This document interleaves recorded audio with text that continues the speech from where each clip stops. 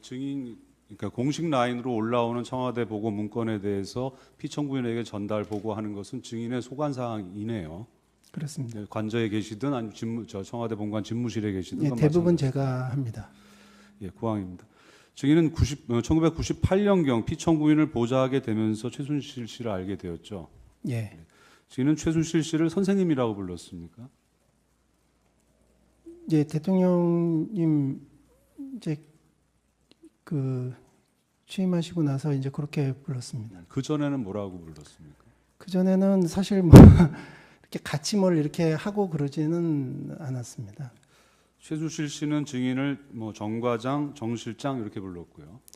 저한테 실장이라고 부른 적은 한 번도 없습니다. 정과장, 정과장. 예. 정과장, 정비서. 피청구인은 대통령은 최순실을 어떻게 불렀습니까? 대통령님께서요? 예. 대통령께서 최순실 씨를 어떻게 불렀는지에 대해서는 제가 그 검찰에서도 답변하지 않았습니다. 그러니까 가령 이제 제가 확인한 바로는 그냥 선생님한테 컨펌 받았냐 이렇게 대화를 한 증인하고 대화를 한 내용이 나오거든요. 대통령께서 저한테 그렇게 말씀하시지는 않았습니다. 좀 제가 이따 다시 그렇게 보고를 나옵니다. 드렸죠. 예, 증인이 보고할 때 그렇게 예. 보고했다. 11항입니다. 증인은 청와대에서 근무하면서 최순실 씨하고 전화 통화 문자 자주 주고받았죠. 예, 그 2013년 2월부터 2014년 12월까지 22개월 동안만 하더라도 대략 하루에 뭐 평균 2, 3회 정도의 전화나 문자로 연락을 한 것으로 나타나고 있는데 한 요 정도 수준에서의 연락을 했습니까? 예, 맞을 겁니다. 증인과 최순실은 서로 차명 전화로 연락했죠. 예, 굳이 차명 전화를 사용한 이유가 무엇입니까? 이게 우리 이제 정치의 좀 아픈 부분인데 이제 옛날부터 뭐 이제 어느 정권이라고 얘기 안 해도 이전 정권들부터 쭉 이제 도청, 감청 뭐 이런 논란들이 많이 있지 않았습니까? 그렇기 때문에 대통령님하고 이렇게 통화하고 이런 부분이 그 뭐 이렇게 딱히 뭐 도청된다 뭐 이런 거를 확신해서라기보다도 어떤 위험성이 있을 수 있기 때문에 뭐 만에 하나를 대비해서 그 이제 저희 이름으로 이렇게 사용된 거를 통해서 이렇게 하지는 않았습니다. 보안 차원이다 말씀이시죠? 예. 증인은 피청구인과 대면 보고를 한 후에 전화 통화를 하는 경우도 있었죠. 피청구인하고. 대면 보고를 한 후에 그러니까 하는 외에.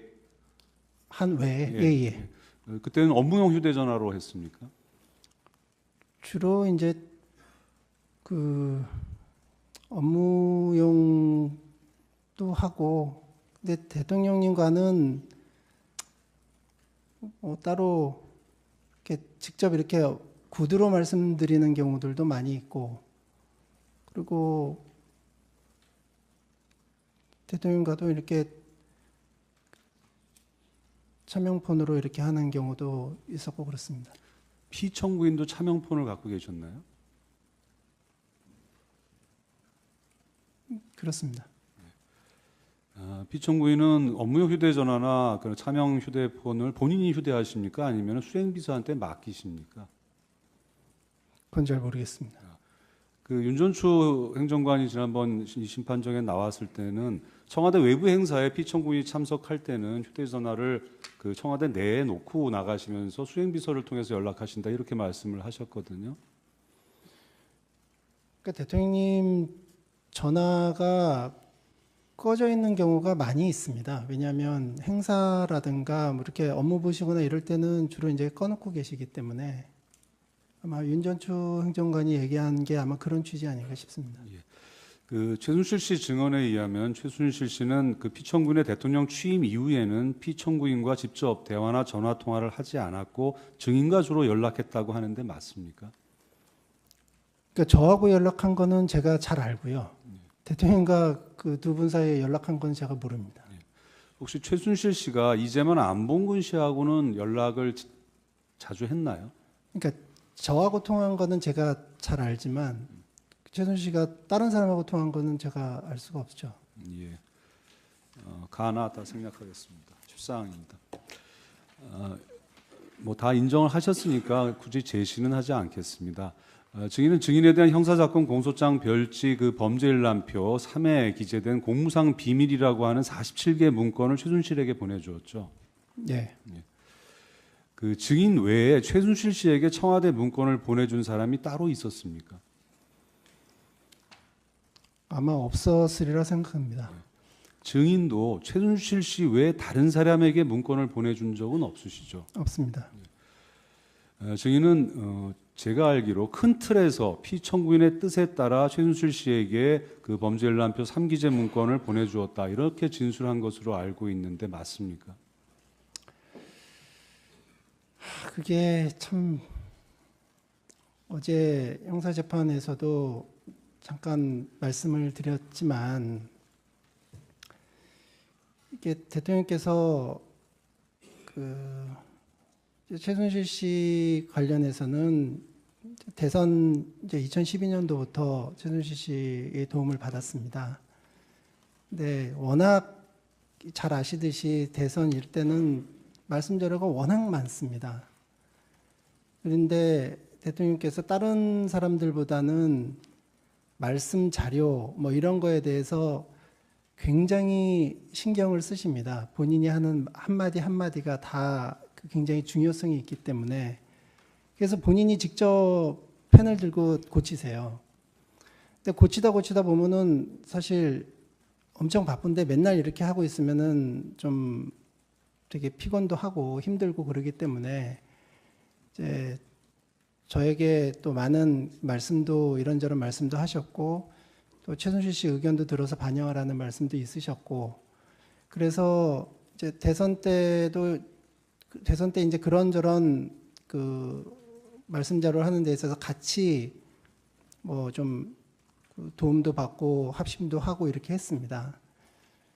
그리고 대선 이후에 그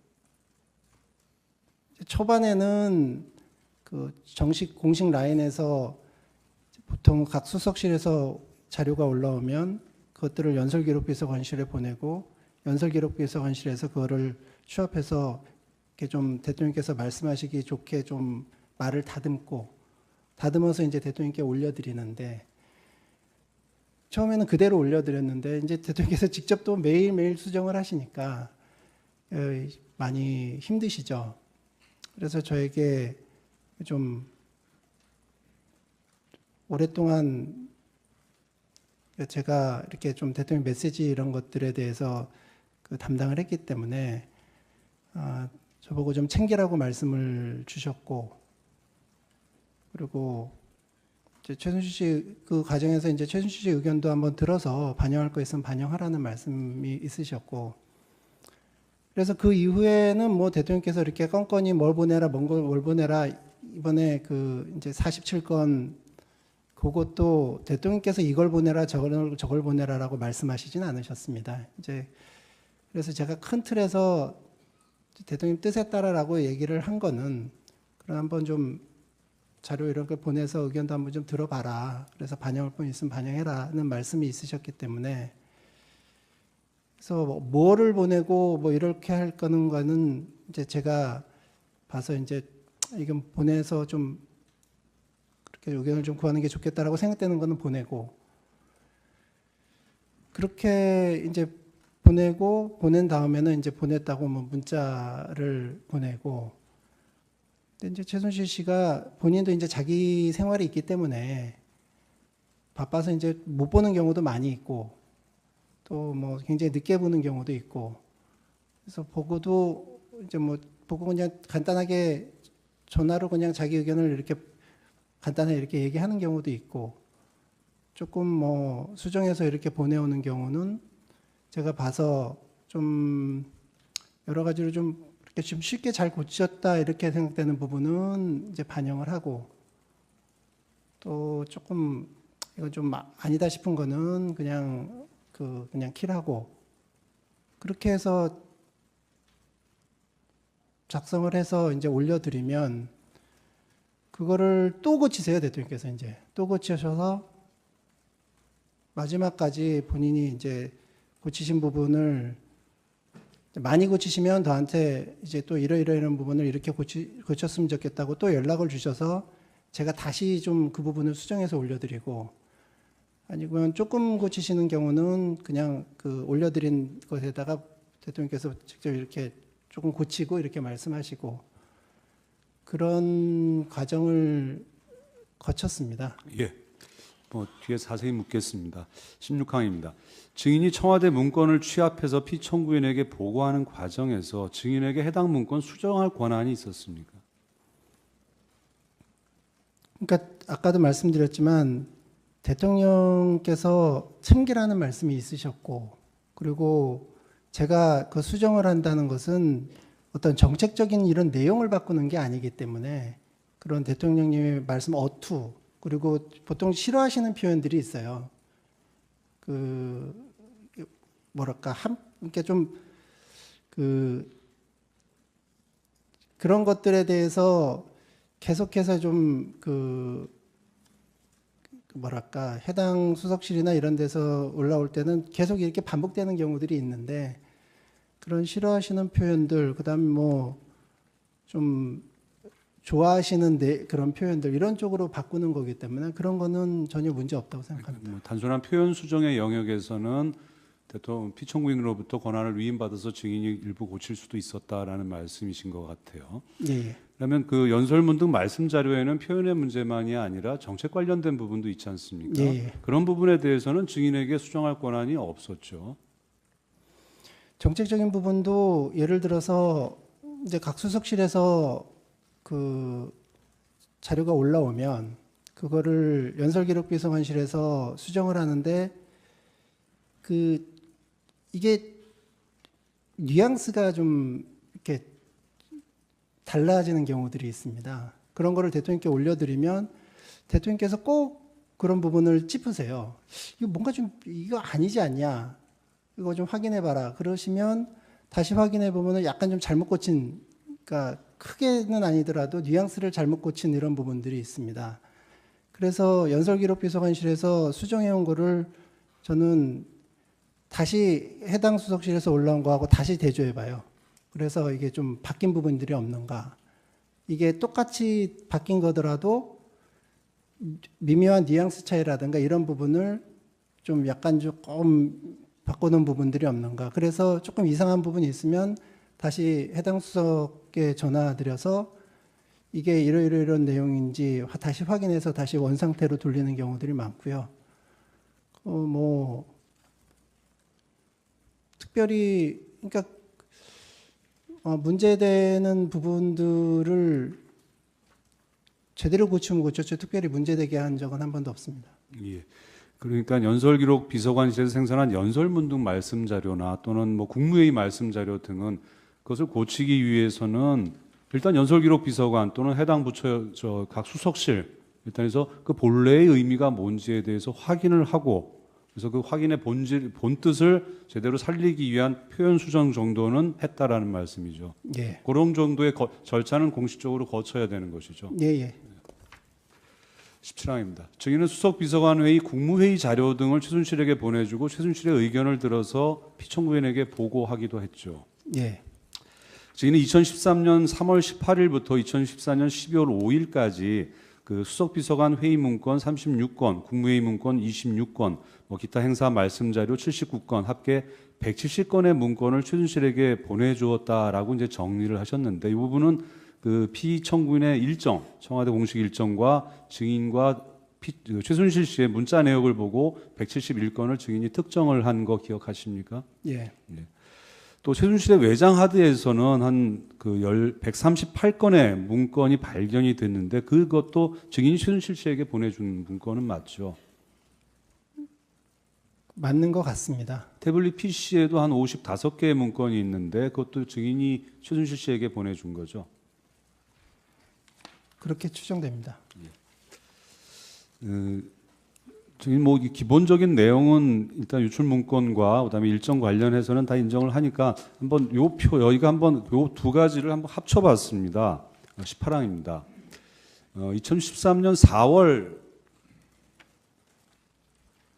4월 한 달 동안의 일정을 정리하면 그 모니터에 나올 겁니다.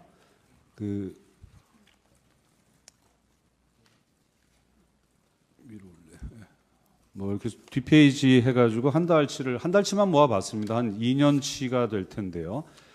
대통령 일정을 보면 이제 4월 1일 2013년 국방부 보훈처 업무 보고가 있고 4월 2일 뭐 페루 대통령 전화 통화, 외교안보 장관회의 뭐 이런 일정들이 쭉 있습니다. 4월 3일 2013년 기획재정부 금융위원회 업무 보고 그리고 유출된 문건을 한번 옆으로 보시면은요. 4월 1일 월요일 업무 보고가 이루어지는데 3월 31일 국방부 국가보안처 업무 보고 또 오찬 말씀 자료가 최순실 씨 영역에서 발견이 됩니다. 4월 3일 기재부 금융위원회 업무 보고가 있는데 4월 2일 요 문건 외청 업무 보고 문건이 최순실 씨 영역에서 발견이 됩니다. 2013년 국토교통부 환경부 업무 보고 문건이 국토부 환경부 업무 보고 4월 3일자에 유출이 되고요. 충청남도 개청식 말씀 자료가 4월 3일 날 유출이 됩니다.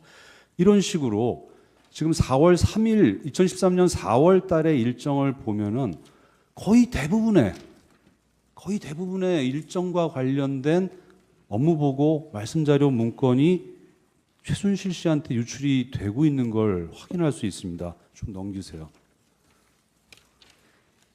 이때는 대통령 취임 초기여라서 뭐 그랬다고 증인 말씀하실 수 있는데 이 정도로 거의 모든 일정과 관련된 문건이 지금 최순실 씨한테 유출이 되고 있거든요.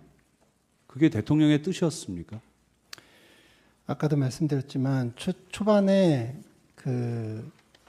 이제 올려드린 자료들에 대해서 계속 대통령께서 본인이 스스로 고치시고 일정이 많은데 이렇게 되게 쫓기셔서 좀 의견도 한번 좀 들어서 반영할 부분이 있으면 반영하면 좋겠다라는 말씀이 있으셔서 특히 초반 부분에 많이 보냈습니다. 근데 아까도 말씀드렸지만 최순실 씨가 이 내용들을 다 본 게 아니에요.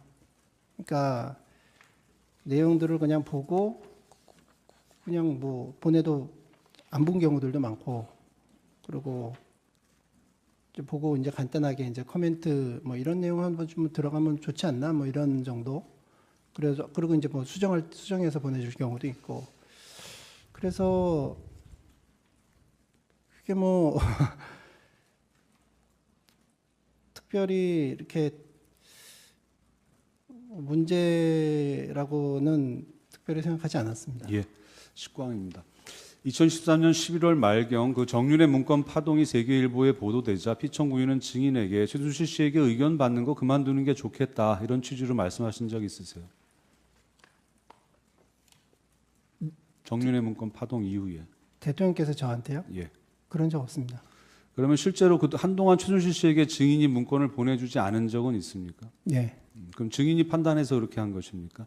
예. 최순실 씨한테 사실 그 정윤의 문건 그 부분은 지금도 굉장히 참 기가 막힌 부분인데 좀 뭐 검찰에서도 그렇고 특검에서도 그렇고 일관되게 주장하는 게 그 정윤의 문건 그거는 그 팩트가 빵프로예요. 예, 완전히 알겠습니다. 그러니까 완전히 처음 육하원칙 전체를 다 새로 만들어서 보고된 건데 처음에 그게 나왔을 때는 이제 모두가 다 웃었죠. 모두가 다 웃고 이게 이제 세계일보 큰일 났다 뭐 이런 식으로 저희가 생각을 했는데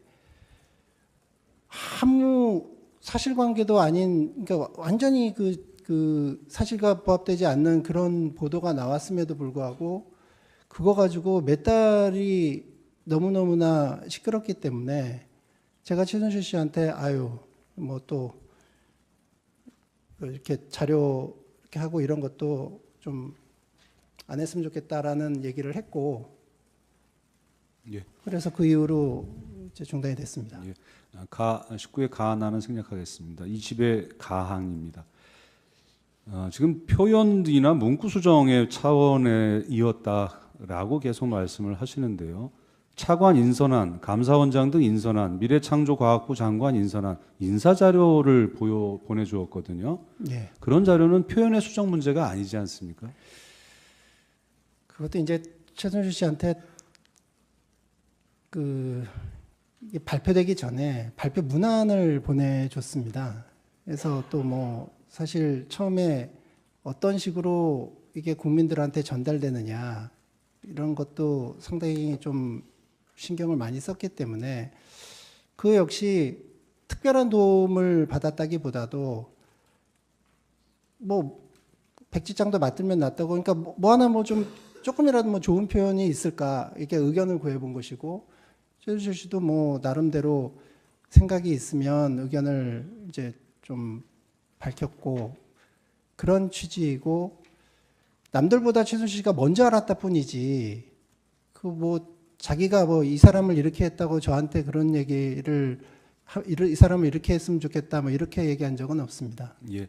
국토해양부 장관 보고안건에 대한 경제수석실 검토 의견, 국토해양부 현안 보고, 복합 생활체육시설 추가 대상 지안 검토 문건, 체육특기자 입시 비리 근절 방안 보고 문건. 이것은 피청구인의 말씀하고는 전혀 무관한 보고 문건입니다.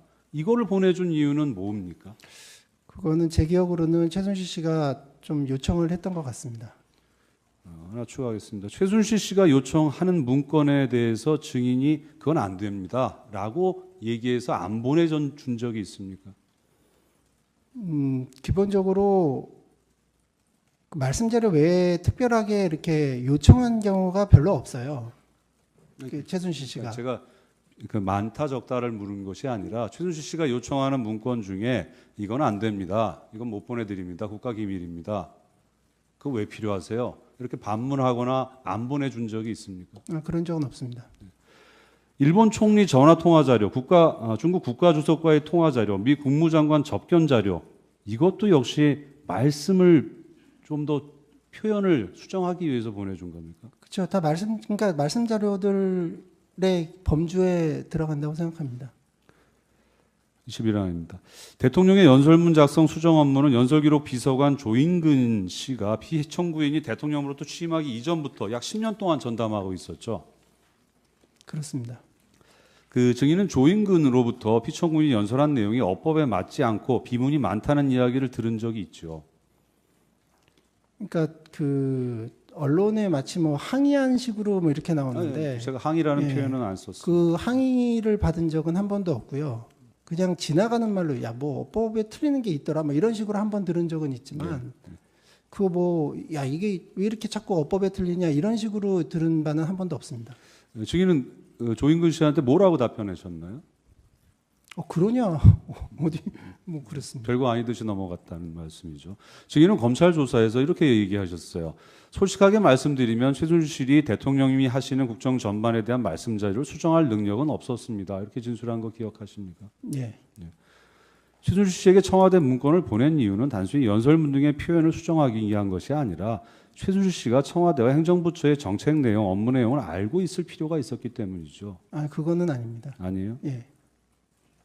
그러면 말씀 자료를 수정할 능력은 본인 증인도 최순실 씨한테 없었다 또는 본인 일이 바빠가지고 또 수정할 시간도 없었다 이렇게 말씀을 하시잖아요. 그런 최순실 씨한테 아까 좀 전에 제가 지적을 안 해서 그러는데 그날 당일에 있는 행사를 새벽 5시 몇 분에도 보내고 7시에도 보내고 이럽니다. 왜 그렇게 보낸 거예요? 그러니까 아까도 말씀드렸지만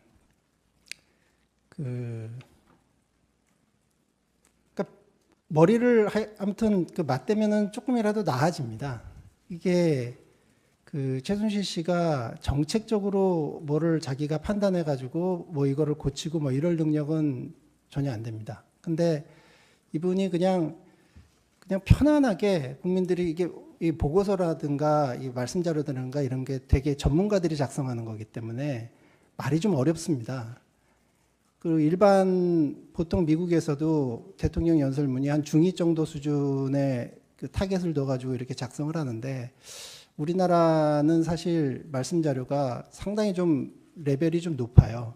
근데 이제 최순실 씨 정도가 이렇게 거기는 이제 보다가 보면은 이게 뭔 소리인지 모르겠다. 이게 뭔 소리냐. 그리고 이제 쉽게 이렇게 고치는 경우들이 있는데 그런 경우에 예를 들어서 얼토당토않게 고치면은 그냥 킬하면 되는 거고 이거 뭐 상당히 단순하게 이게 좀 제대로 이렇게 좀 전달력 있게 고쳤네. 이런 경우는 받아들여서 그것도 그대로 대통령께 올려드린 적은 단 한 번도 없습니다. 그것도 이제 제가 다듬어서 조금 이제 좀 다듬어서 이렇게 하기 때문에 한번 보내봐서 의견 들어서 좀 더 개선돼 나아질 수 있게 한다면 그게 뭐가 잘못인지 모르겠습니다. 그래서 대통령께서도 이거를 뭐 특별히 뭐 아주 크게 좋아진다기보다도 한 번이라도 더 이거 좀 체크를 한 번이라도 더 하고 조금이라도 어떻게 하면 좀 더 나아지게 할 수 있을까 하는 그런 취지에서 한번 보내서 의견을 들어보라고 하신 거지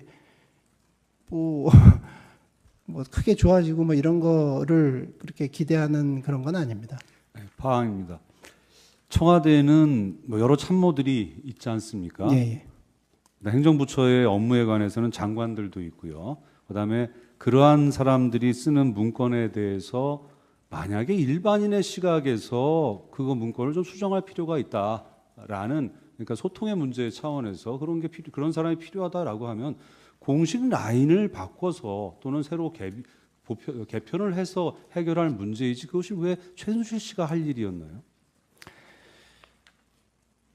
지금 그 질문하시는 분께서도 아마 잘 이해하시리라고 생각합니다. 어떤 정권이든 그리고 어떤 대통령이든 어떤 지도자든 본인이 조금 편하게 자문을 구하고 의견을 물어볼 수 있는 사람들은 늘 존재해 왔고 앞으로도 그거는 마찬가지일 겁니다. 그러니까 그걸 왜 공식 라인에서 안 하고 최순실한테 이렇게 했느냐? 공식 라인은 공식 라인대로 하는 거고 그리고 최순실 씨한테 편하게 그거 좀 물어볼 수 있는 그거는 이제 사적 영역이기 때문에 그거를 왜 그 사람한테 했냐고 하면은 그거는 참 드릴 말씀이 없습니다. 다른 지도자나 뭐 리더들도 그분이 아는 어떤 사람한테 왜 그 사람한테 했냐고 하면은 그 사람이 지인이기 때문에 그 사람한테 한 거지. 그러면 피청구인은 공적인 업무를 처리를 하면서 그렇게 사적 영역에 계속 의존을 할 수밖에 없었나요? 의존을 했다는 게 아니라 참고하는 거죠.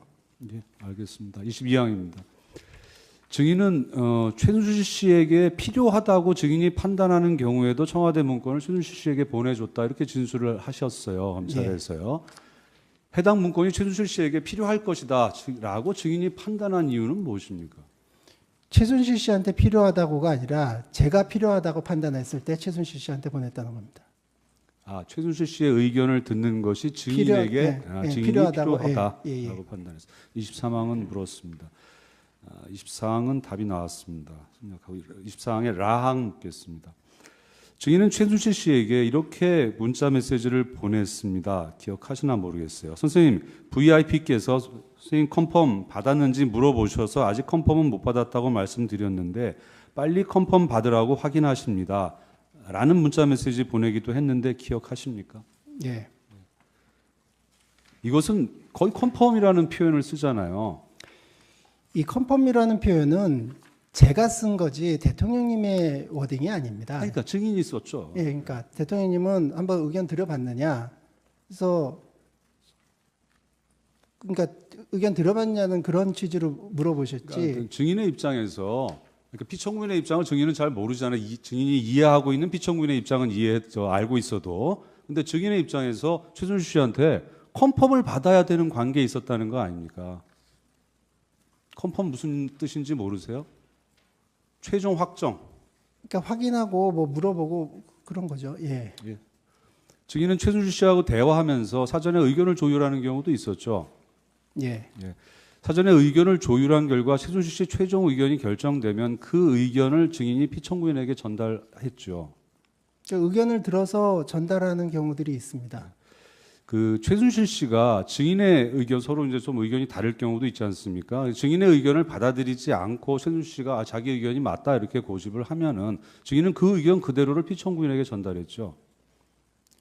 그러니까 이렇습니다. 그러니까 그 말씀하신 대로 최순실 씨 의견을 전달은 합니다. 근데 이제 그 대화하는 과정에 또 본인이 이런 뭐 그 생각이 있어서 물어보면 제가 아니다, 이거는 이렇다 하면은 또 의견을 바꾸기도 하고 그리고 또 아무튼 본인이 어떤 생각이 있다는 것을 그러니까 확인하게 되면 요 사안에 대해서 대통령께 보고는 드리지만 그 모든 게 말씀 자료도 그렇고 모든 게 최종적인 판단은 대통령님이 몫이고 예. 증인이 그 최순실 씨 의견을 묵살하고 피청구인에게 전달하지 않는 경우가 있었습니까? 묵살하진 않습니다. 방입니다. 증인은 이제 공석인 새누리당 최고위원 두 자리를 누구로 임명할 것인지에 관해서 최고.hwp라는 파일을 작성해서 최순실 씨에게 보냈죠. 이게 예. 포함된 문건입니다. 그 문건에는 최고위원 두 자리에 대해 이정현 수석과 상의했는데 유수택 위원장을 선택하시는 것이 좋을 것 같다. 이렇게 기재되어 있습니다. 예. 이것은 증인이 피청구인에게 보고하기 전에 최순실의 뭐 컨펌이라는 표현도 좋고 아무튼 확인을 받은 후 피청구인에게 보고하려고 한 거죠. 이게 이제 유수택 위원장을 선택하시는 게 좋을 것 같다는 주어는 대통령님이고요. 그러니까 지금 그 한번 그 이정현 수석 당시 수석과 그 이제 당하고 이렇게 의견 조율을 하고 그 대통령님께 그 이 문건을 대통령께 이게 대통령님한테 올리는 문건입니다. 그러니까 대통령님한테 올리는 문건을 이제 최순실 씨한테도 그냥 보내준 거죠. 그러니까 이게 최순실 씨 보고 뭐 이렇게 하라는 게 아니라 이 문건이 대통령한테 올라가는 문건이었습니다. 그럼 최순실 씨는 여기에 대해서 의견을 얘기를 하면은 그래 그게 좋겠다. 유수택 위원장을 선택하는 것이 좋겠다. 아니다. 라는 의견일 거 아니겠습니까? 그렇잖아요. 네, 검찰에서도 제가 그 얘기를 했듯이 제가 이런 거를 보내주면 특별히 최순실 씨가 특별히 뭐 자기 의견을 밝힌 적이 그렇게 별로 없습니다. 그러니까 실제 결과가 아니라 네, 그 과정에서 증인이 보내준 이유는 네, 그러니까 이런 문건이 올라갑니다. 선택하시는 것이 좋을 것 같다라는 보고를 합니다. 예, 예. 그럼 최순실 씨는 거기에 대해서 의견을 얘기한다면 네, 그래 유수택 위원장을 선택하는 게 좋겠다. 아니다라는 의견일 거 아니겠어요. 예, 예. 만약에 아니다라는 의견이 나왔다면 그거 증인 피청구인한테 전달할 거 아니겠습니까? 네, 전달합니다. 근데 그런 적이 제 기억에 없습니다. 25의 가항입니다. 그 최순실 씨가 그 수정한 부분 중에 단순히 표현을 수정한 게 그친 것이 아니라 말씀의 내용을 수정한 것도 있었죠. 그러니까 아예 새로운 정책 내용에 대해서 추가한 부분도 있었죠. 최순실 씨가 정책을 새로 만들어서 넣을 수 있는 그런 그 상황도 아니고 관계도 아닙니다. 그 내용 중에 말씀 자료 내용이 대통령 지시사항으로 각 부처에 시달돼서 집행되었는데 알고 계십니까? 또 어떤 거를 말씀하시는지. 제시를 하겠습니다. 물론 이건 채택되지 않은 증거긴 합니다만은 신문을 위해서 보여드리겠습니다.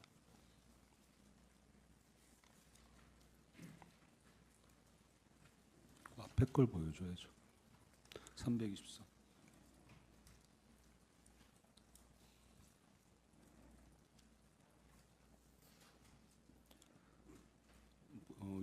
이게 갑제 52호 중에 323, 325인데 뭐 채택되지 않은 증거인데요. 한번 증인의 말을 탄핵하기 위해서 이제 유사하다, 뭐 동일하고 유사하다 이 부분은 근데 표현의 문제인데요. 일단 추가된 부분이 있습니다. 그다음에 이것도 사실은 뭐 정책 내용의 부분은 없습니다. 뒷부분.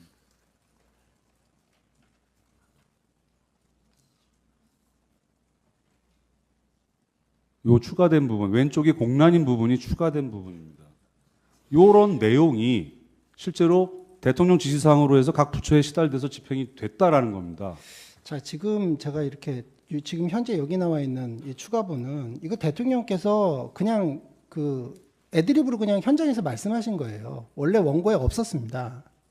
요 지금 보니까 뭐 목욕탕 얘기 나오고 목욕탕 속에 들어가면 따뜻하고 기분이 좋잖아요. 그러니까 어린이들 생각에 법은 목욕탕이다. 따뜻한 물 속에 들어 앉아서 편안하고 이게 아까도 여러 번 말씀드렸지만 대통령께서 이거 보고서를 저희가 이제 말씀 자료를 올려드리면 그대로 안 하신다니까요. 그래서 최종본이 뭐가 될지는 아무도 모릅니다. 왜냐하면 거기다가 대통령께서 또 수정하시고 그리고 수정하신 거 외에 현장에서 말씀하시다가 애드립으로 붙여가지고 말씀하시는 것이 무지하게 많기 때문에 여기 지금 보여주신 이거는 이거는 저도 지금 기억나는데 왜냐하면 요거는 그 좀 내용이 특이하기 때문에 법은 목욕탕이다 뭐 이런 내용들이 새로 왔기 때문에 제가 기억을 하는데 증인 그냥 증인 애드립으로 붙이신 거예요. 전제가요. 예. 최종적인 말씀 자료의 내용이 이것이 아니라 예.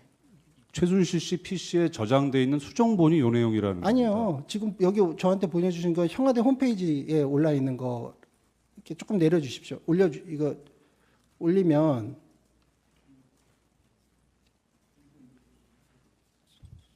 조금 내려주십시오. 이거 하면 예 여기 없네. 그러니까 왼쪽에 있는 거는 최순실 씨 그 파일에 있는 거고 오른쪽에는 청와대 홈페이지에 있는 거라고 아까 제가 봤는데 오른쪽에 청와대 홈페이지에 있는 거 이게 추가 일부분은 대통령께서 그냥 그러니까 이게 청와대 홈페이지에 있는 게 최종본이고 그 최종본은 대통령께서 그냥 말씀하신 거라니까요. 그러면 증인의 취지는 왼쪽에 있는 거는 일단은 초안을 만들어서 최순실 씨에 보낸 건 맞다. 예. 네. 그다음에 이 마지막 오른쪽에 있는 것은 청와대 홈페이지에 나와 있는 실제 말씀 자료다. 그거는 그런데 이제 이 최종 과정에 추가된 부분이 최순실 씨가 추가했는지 피청구인이 현장에서 즉석 발언을 한 것인지는 모르는데 증인은 즉석 발언이라고 생각한다. 즉석 발언이라고 생각한다가 아니라 즉석 발언이다. 지금 이렇게 쭉 넘기는 데가 제가 넘겨주시는데 제가 다른 건 못 받고 지금 딱 눈앞에 딱 있는 거 추가라고 돼가지고 뭔가 보니까 이 부분은 제가 대통령께서 저희가 써가지고 드린 게 아니에요. 직접 현장에서 그냥 본인이 애드립으로 추가하신 부분이고 제가 그래가지고 인상적인 표현이기 때문에 기억을 하는 것이고 그런 식입니다. 그러니까 최순실 씨가 추가한 것이 아니다라는 말씀이죠. 그렇습니다. 26항입니다. 증인은 지메일 계정 그 gc9876 gmail.com 아이디와 비밀번호를 최순실, 이재만, 안봉근 씨하고 공유했죠. 최순실 씨와 공유한 건 맞는데 이제만 안봉근은 제가 잘 모르겠습니다. 그래서 이메일 계정에 증인이 자료를 올리면 최순실 씨가 계정에 접속해서 자료를 다운로드하는 방식으로 사용했죠. 예. 27항입니다. 증인은 다른 지메일 계정인 kimpa2014 gmail.com 계정도 최순실 씨, 김희종 씨 등하고 공유했죠. 예. 그 2014년 3월경 증인은 이 계정을 이용해서 한반도 통일을 위한 구상, 이른바 드레스덴 연설문을 최순실 씨에게 전달했죠. 예. 다음 생략하겠습니다. 다음도 생략하겠습니다. 28항입니다. 증인이 최순실 씨에게 문건을 보내는 방법은 지메일 계정을 통하거나 이영선을 통해서도 직접 전달하기도 했죠. 예. 어떤 경우에 이메일로 보내고 어떤 경우에 이영선을 통해서 전달했습니까? 그러니까 뭐 규칙이 있는 건 아닙니다. 그냥 그때 예. 편한 대로요. 29항입니다. 증인이 최순실 씨에게 전달한 행정부 조직도 사만을 보면요. 그 초대 국무총리를 비롯해서 초대 행정부의 모든 기관장 내정자 또는 검토 대상자에 대한 정보가 들어있는데 맞습니까? 예. 이것은 2014년 2월 5일경 작성 중이던 초대 행정부의 조직도 및 인선안을 최순실에게 보낸 거죠. 예. 증인은 검찰 조사에서 당시 대통령님은 행정부 조각과 관련하여 많은 의견을 들으셨습니다. 아마도 그 과정에서 최순실의 의견도 들어보기 위해 대통령님이 보내라고 하셨던 것 같습니다. 라고 진술했는데 사실입니까? 대통령님이 보내라고 제가 아까도 말씀드렸지만 건건이 보내라는 그러니까 이거를 보내라고 이렇게 하신 적은 없어요. 근데 아마 그때 제 기억으로는 정부가 이제 대통령 취임식이 2월 25일이지 않습니까? 2월 25일이면 딱 취임하시고 2월 26일부터 딱 이제 바로 국정에 들어가셔야 되는데 제 기억으로 그때까지 정부조직법이 여야 간에 이제 협상이 안 되고 계속 늘어지고 그래서 정부가 출범을 못하는 상황이었습니다. 그래서 이제 일반적이라면은 그런 일이 없겠죠. 근데 최순실 씨도 자기도 걱정이 되겠고 이거 지금 도대체 언제 뭐 어떻게 될 거냐 이거 언제 출범할 거냐. 그래서 아마 좀 궁금해해서 어떻게 지금 돼가고 있는가 좀 궁금해해서 그래서 보내줬던 것 같습니다. 최순실 씨는 그 초대 행정부 구성에 관해서 어떤 의견을 주었습니까? 그러니까 저한테 최순실 씨가 인사 관련해가지고 뭐 어쩌고 저쩌고 이렇게 얘기한 적이 별로 없어요. 30항입니다. 증인은 2013년 3월 6일 국정기획수서실에서 작성한 비상국정운영체계 가동 방안 문건을 최순실 씨에게 전달했죠. 예. 이 문건은 당시 현 정부 초기 정부 조직 개편안의 처리가 지연되고 장관 후보자들이 인사청문회에서 졸졸이 낙마하는 등 국정이 정상적으로 수행되지 않은 상황에서 피청구인이 향후 청와대 내각을 어떻게 운영하겠다는 내용이 담긴 문서죠. 예. 이 문건 최순실에게 전달한 이유도 좀 전에 말씀하신 거와 같이 정상적으로 가동이 안 되니까 최순실 씨가 궁금해할 것 같아서 그러니까 보내준 걱정하죠. 겁니까? 그때는 최순실 씨뿐만 아니라 누구나 다 걱정했습니다. 그래서 이거 지금 어떻게 할 거냐, 이걸 어떻게? 예, 예. 알겠습니다. 다항 생략하겠습니다. 31항입니다. 저기는 2013년 3월 1일 국정원장, 국무총리실장, 금융위원장의 인선 발표안이 들어있는 인서 발표한 문건, 그다음 뭐 차관 인선안, 그다음 뭐 감사원장 등 인선한 문건, 이런 인선한 문건을 최순실에게 전달했죠. 예. 이 문건은 모두 증인이 작성한 문건이죠. 대통령께서 아마 그 다음 날인가 다다음 날인가 아마 발표하는 예정이었는데, 그래서 이제 쭉 불러주셨습니다. 저한테 이렇게 할 거다라고 이제 쭉 불러주셔서 발표하기 전날인가 전전날인가 그거를 이제 정리해서 이렇게 발표하실 거다라고 최순실 씨한테 보내줬습니다.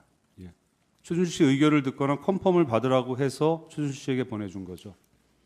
아니 그거는 그대로 불러주신 대로 그대로 거의 그대로 발표됐어요. 그러니까 최순실 씨가 그 사안을 남들보다 하루 이틀 먼저 한 거지, 그 내용이 최순실 씨가 뭐 어쩌고 저쩌고 해가지고 바뀐 건 없습니다. 근데 어떤 의견을 얘기했으면 그것을 피청구인한테 전달했을 거 아니겠습니까? 예. 의견 듣자고 보낸 거잖아요. 예. 아니 의견 듣자고 보는 게 아니라 이렇게 할 거다, 이렇게 발표된다. 그거를 왜 최순실 씨에게 알려줘요? 그동안 뭐 대선 때도 같이 쭉 해왔고, 그리고 최순실 씨는 기본적으로 저희 입장에서는 없는 사람입니다. 그러니까 대외적으로 없는 사람입니다. 이 사람이 존재하지 않고 그냥 뒤에서 아무도 모르게 조용히 도와주는 사람이었지. 근데 안타깝게도 지금 이 상황까지 오게 된 게 이분이 이렇게 밖으로 이렇게 뭔가 등장하면서 뭔가 일이 지금 이렇게 꼬인 것 같은데. 증인이 지금 얘기한 그 말이 결국 비선 실세라는 거잖아요. 그러니까 예, 됐습니다. 32항 생략하겠습니다. 33항입니다. 증인은 2013년 10월 27일경 최순실 씨하고 국무총리 대국민 담화 발표 일정에 관해서 이야기한 적이 있죠. 예. 증인은 2014년 10월 27일 최순실 씨에게 유민봉 국정기획수석으로부터 들었다면서 내일, 그러니까 10월 28일입니다. 국무총리 대국민 담화 발표 시간에 대해서 1안 오전 10시 안이 있고 2안 오후 2시 안이 있다라고 하자 최순실 씨는 오전에 하기로 했는데 라고 대답을 했죠. 기억하십니까? 이거 녹취서에 나옵니다. 네, 봤습니다. 증인은 최순실 씨에게 국무총리 대국민 담화 발표 일정을 말하고 최순실로부터 의견을 받으려고 한 겁니까? 아니면 그냥 알려준 겁니까? 그냥 상의한 걸 겁니다. 예. 근데 최순실 씨는 이 담화 발표의 일정 내용을 이미 알고 있었죠. 지금 그 워딩이 기억하십니까? 그렇습니다. 대화 내용이 증인이 오전 10시 하는 1안과 오후 2시 하는 2안이 있다라고 하니까 최순실 씨는 오전에 하기로 했는데 이렇게 얘기를 하는 거예요. 네. 이미 오전에 하기로 했다라는 걸 알고 있었어요. 최순실 씨는 증인이 얘기하기 전에. 그러니까 그게 오전에 하는 안이 있고 오후에 하는 안이 있는데, 그러니까 최순실 씨 오전에 하는 게 아닌가라고 그렇게 본인이 생각한 거죠. 아니에요. 오전에 이것 좀 보여주세요. 녹취서입니다. 예. 워딩이 그래요. 유민봉 수석한테 연락이 왔는데 내일 국회 아니 내일 그 국무총리 대국민 담화 발표가 증인이 그 1안과 2안 오전 10시가 있고 오후 2시가 있다 이러니까 최순실 오전에 하기로 했는데 이래요. 맞죠? 그러니까 본인이 그렇게 알고, 그러니까요. 이미 알고 있었어요. 오전에 하기로 한 걸 알고 있었어요. 누가 알려줬나요? 모르겠습니다. 증인이 최순실 씨한테 이 정보를 알려주기 전에 누군가 정보를 알려줬어요. 그렇죠? 상황이 그렇잖아요. 아닙니까?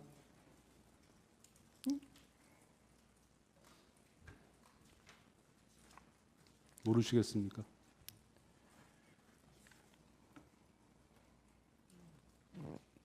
답을 해주. 예, 모르겠습니다. 예, 라항입니다. 피청구인이 2013년 10월 27일경 증인에게 국무총리 대국민 담화 발표에 관해서 이거 자료 왔는데 빨리 정리해야 되는데 어떡하죠? 내일 발표할 건데 빨리 정리하세요라고 하자 증인은 그 내용이 선생님하고 좀 상의를 했는데요. 그런 식으로 들어가는 게 조금 적절치 않은 것 같아서 저희가 이제 따로 정리를 했고요. 이제 곧 대통령님께 올려드리겠습니다. 라고 말한 것이 맞죠. 네. 사항입니다. 최순실 씨는 2013년 10월 27일 10시 30분경 증인에게 전화해서 피청구인이 유럽 순방을 가기 전에 수석비서관 회의 또는 국무회의를 개최하라고 이야기했죠. 네. 예. 그때 당시는 국정원 댓글 사건 때문에 국내 정치 상황이 시끄러운 상황이었고 약 4주 전부터 그 수석비서관 회의가 개최되지 않던 시기였죠. 예. 그 최순실 씨는 10월 27일 증인에게 언제가 좋아요? 일정이 별로 없던데 내가 보니까 마지막 비서관 회의를 그냥 하던가 그러면 한번 가시기 전에 잠깐 국무회의를 하든가 해보세요. 그냥 훌쩍 가는 건 아닌 것 같아. 외국만 돌아다니시는 것 같아. 한번 좀 잡아보세요라고 하자 피청구인이 유럽 순방을 가기 전에 라고 하면서 피청구 유럽 순방을 가기 전에 수석 비서관 회의 또는 국무회의를 개최해야 한다라고 증인에게 이야기했죠. 네. 그렇죠? 그 결과 어쨌거나 당초 계획되지 않았던 수석 비서관 회의가 2013년 10월 31일 개최되었죠. 네. 이것은 전혀 계획이 없었던 상황에서 최순실 씨가 수석 비서관 회의를 만들어낸 거죠. 그러니까 그 최순실 씨가 옛날 대선 때도 그렇고 그 이제 대통령 어떻게든 자기가 이제 돕기 위해서 저희한테도 최순실 씨하고 좀 의견도 들어서 반영할 부분이 있으면 반영하라고 말씀하셨기 때문에 본인이 대선 때부터 이렇게 이런저런 그 신문도 많이 보고 인터넷도 보고 그러면서 뭐 대통령께 대한 어떤 비판이라든가 이런 거 있으면은 걱정이 돼서 이거는 좀 이렇게 하는 게 좋지 않나 하는 의견을 제시하곤 했습니다. 예. 그때도 역시 마찬가지로 제가 추측컨대는 모르겠습니다. 근데 그때 그 맥락이 보면 어디서 이제 그 아마 뭐 읽었을 겁니다. 뭐 이렇게 그거 좀 이것도 안 하고 뭐 이렇게 한다는 그런 그 기사를 읽던가 뭐 그런 이후에 걱정이 돼서 전화를 한 것 같고 이렇게 하는 게 좋지 않겠느냐. 근데 사실 그 외국 해외 순방하기 전에는 자료가 무지하게 많은데 자료를 이렇게 만들고 이러는 데 있어서 시간이 상당히 부족합니다. 근데 그 부족한 건 부족한 거고 사실 하면 좋은 거기 때문에 그 부분에 대해서 대통령께 이런 좀 의견이 있다라고 그 보고를 드렸고 대통령께서 한번 상의해봐라라고 말씀을 주셔서 그때 유민봉 수석하고 상의를 했고 유민봉 수석도 하는 게 좋겠다 할 수만 있으면 대통령은 괜찮이 하는 게 좋겠다고 말씀을 이제 주셔서 대통령께 다시 그 실무진에서도 한번 하시는 게 좋겠다라는 의견이다. 그래서 그러면 한번 잡아라. 그렇게 해서 이제 의견을 어떤 의견이든 본인이 의견을 이제 조언을 할 수는 있는데 그거에 대해서 최종 판단과 이런 것들은 대통령께서 이제 여러 상황과 그 보좌진들 의견을 그 다 문의해서 그리고 확인해서 결정하시는 거지. 최순실이 그런 의견을 제시했다고 해가지고 없던 국무회의를 최순실이 잡았다. 이거는 너무 그 일방적인 단정이라고 생각합니다. 예, 알겠습니다. 35항입니다. 증인은 2013년 9월 27일 국토부 녹색도시과장으로부터 복합생활체육시설 대상지 안 검토 문건을 받아서 최순실 씨에게 전달한 적이 있죠. 예. 그 최순실 씨는 2013년 8월 말경 증인에게 국유지에 체육시설을 지어 운영하다가 국가에 기부 체납할 수 있는 부지가 있는지 알아봐 달라고 했고 그래서 증인이 서승환 국토부 장관에게 전화해서 검토해달라는 요청을 한 적이 있죠. 예.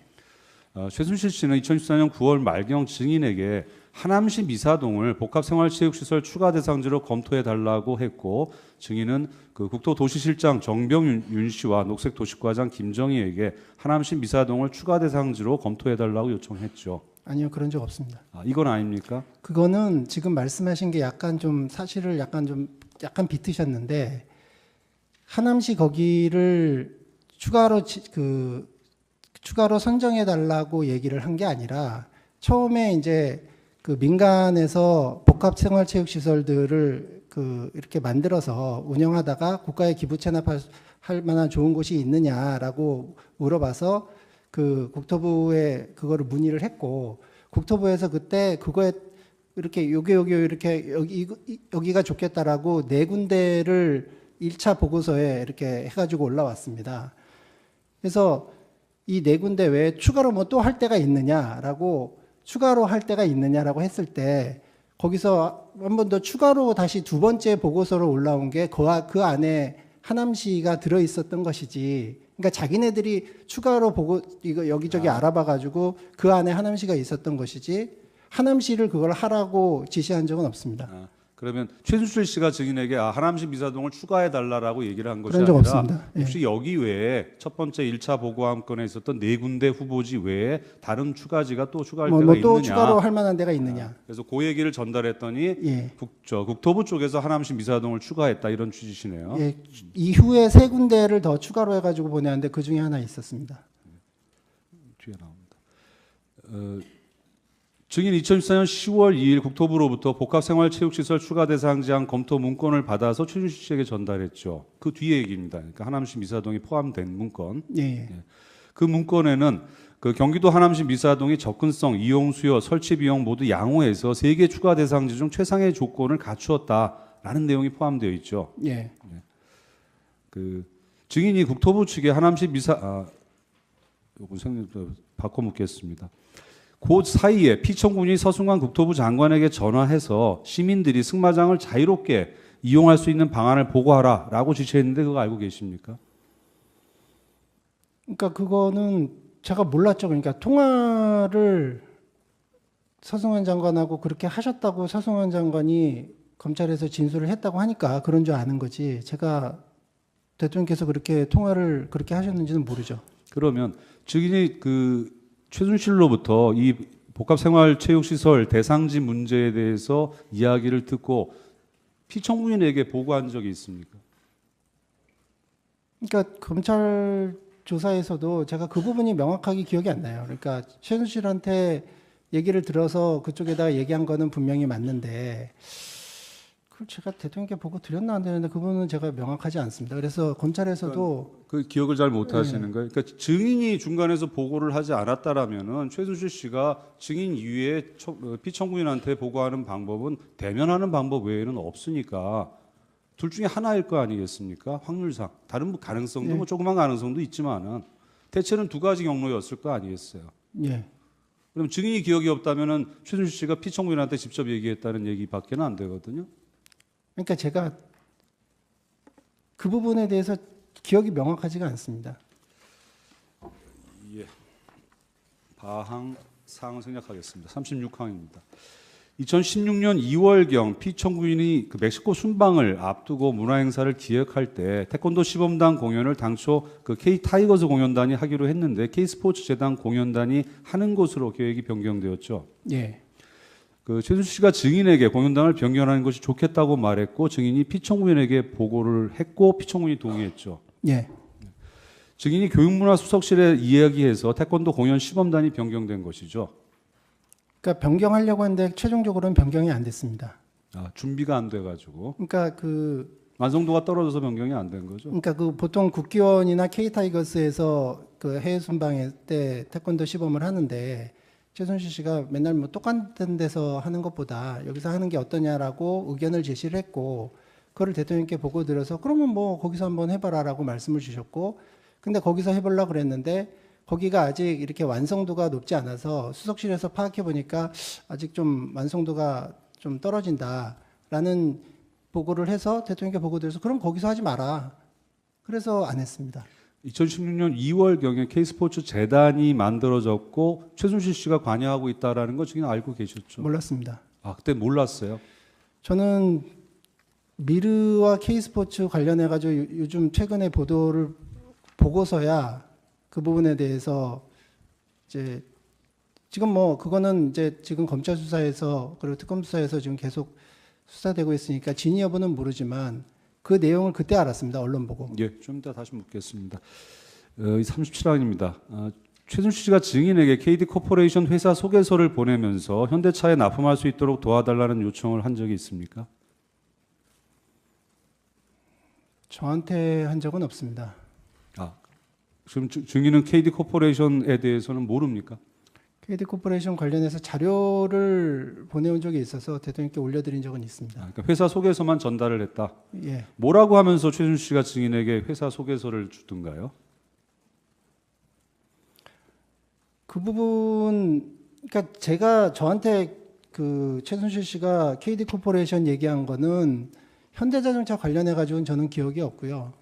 이제 로얄 더치쉘이라는 그러니까 네덜란드의 세계적인 기업에 그 이제 납품하는 거 관련해서 그거 관련해서 저한테 그 몇 번 얘기를 한 적이 있습니다. 이제 우리나라 중소기업이 유망한 중소기업이 그 해외 이제 외국의 이제 국제적인 그룹 기업에 납품하는 데 있어서 조금 도와주면 좋겠자라는 취지의 얘기를 해서 그거 관련해 가지고 자료와 이런 것들을 대통령께 보고 드린 적이 있고요.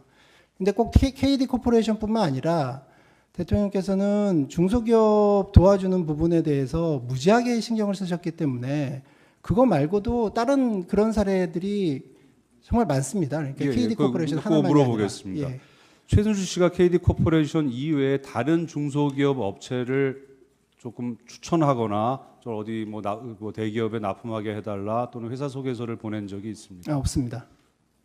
그러니까 제가 말씀드리는 아니, 잠깐만 그 중소기업, 물어볼게요. 예. 그러면 증인이 다른 경로를 통해서 최순실 씨 말고 다른 경로를 통해 가지고 야 이건 기술력이 뛰어난데 뭐 다른 여러 가지 여건이 안 좋아서 사장들 우리 위기에 처한 중소기업에 대해서 피청구인한테 이러이러한 기업들이 있습니다라고 추천한 적이 있습니까? 없습니다. 제 영역이 아닙니다. 38항입니다. 2014년 3월경 피청구인 증인에게 김영재 원장이 그 아랍에미리트에 진출하려고 하는데 그쪽하고 연결하여 잘 될 수 있도록 알아보라라고 지시했고 증인이 조원동 경제수석에게 피청구인의 지시를 전달한 적이 있죠. 예. 증인은 최순실 씨로부터 김영재 원장과 관련된 이야기 직접 들은 적 있습니까?